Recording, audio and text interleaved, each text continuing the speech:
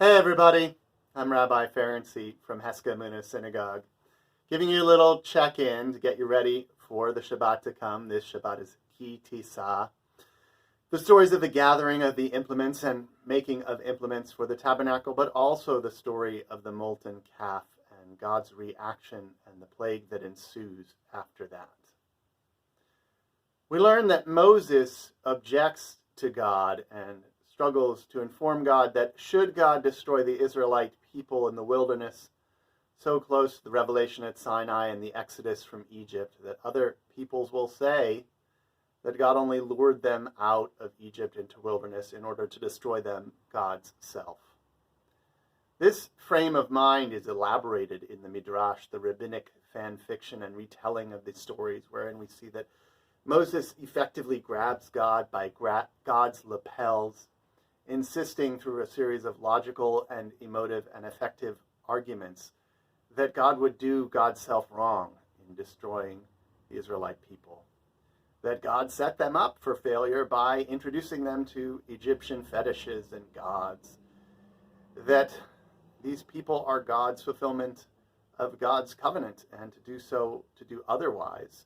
would be a disgrace unto God, that God grapples with Moses to hold on to the commandments, and eventually they fall shattering to the ground, being better destroyed than only heavenly. Stories and stories again of Moses objecting to God's judgment in macrocosm of the way that Abraham objected to God's judgment at Sodom and Gomorrah. This is the lesson of the Israelite people, Yisrael, Jacob's nom de guerre, being the God fighter. That our work, the human work, not just the Jewish work, is to struggle with the divine, to struggle with the mundane and the holy, and to bring them closer together, to object where the world seems broken, and to fight God tooth and nail for every piece of this world, to make it all holy, but to do so by truly grappling with what it means to be holy, truly grappling with God, God's self, to know God better, to know ourselves better, to understand our faith and our religion all the more so.